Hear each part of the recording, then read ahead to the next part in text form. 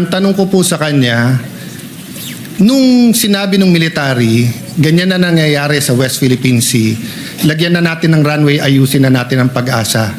Meron ba pong mga opisyalis ng kahit anong departamento sa ating bansa na registered a negative vote and advised the military not to do it?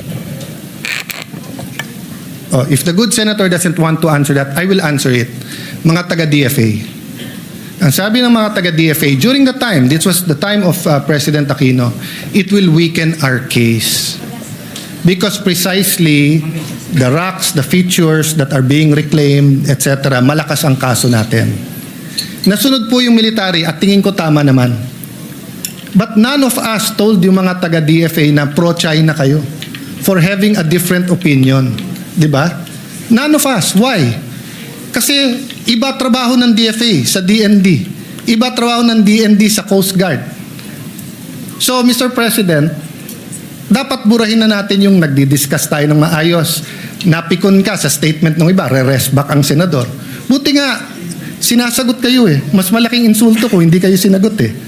Sinagot kayo, di magsagutan kayo, pero gusto nyo, buong Senado ang re-rest back nyo. Ako, kung may kadebate akong embassy, kami lang yun. Kung kailangan ko tulong ni Brother Robin or ni Senator Marcoleta, kakalibitin ko, tulungan. Pero hindi ako magfa-file ng resolution sa Senado para tulungan nyo kami, bugbog kami sa China. Tapos pagka hindi ka pumirma, pro-China ka. China lang ang lumalaki dito. Okay. We'll go to the corollary question there. I was going to ask the gentleman, ano ang ilan responsibilities natin under UNCLOS? Will the gentleman answer that or will I answer myself? So since the gentleman will not answer that, I will answer it myself, Mr. President. So under our maritime entitlements, meron din responsibilities doon. For example, Mr. President, managing our maritime resources. So walang problema yung non-life, for example, natural gas, di ba? Siyempre yung ecological balance lang dyan.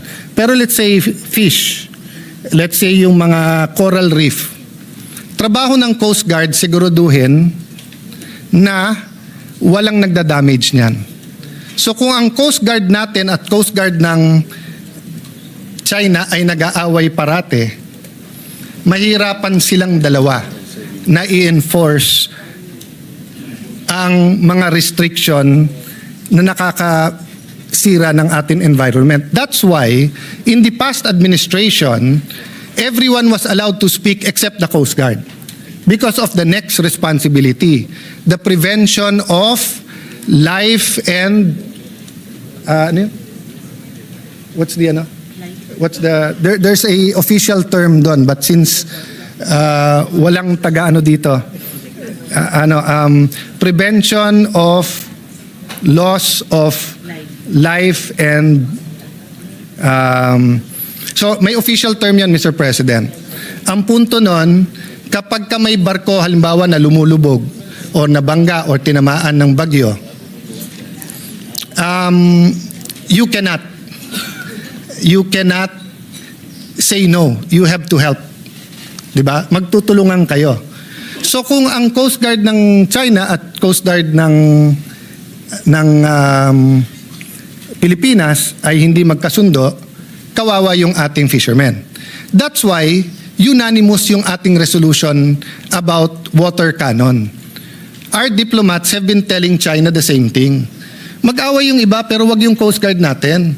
Kasi kung may fisherman ka rin na Chinese at may kailangan yan, tutulungan din ng Pinoy yun. Wala nang nationality pagkabuhay na. Diba?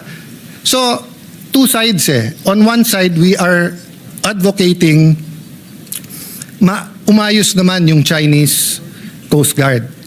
Pero kung papayagan natin, yung spokesman ng Coast Guard naman natin ang mambastos, hindi mangyayari to.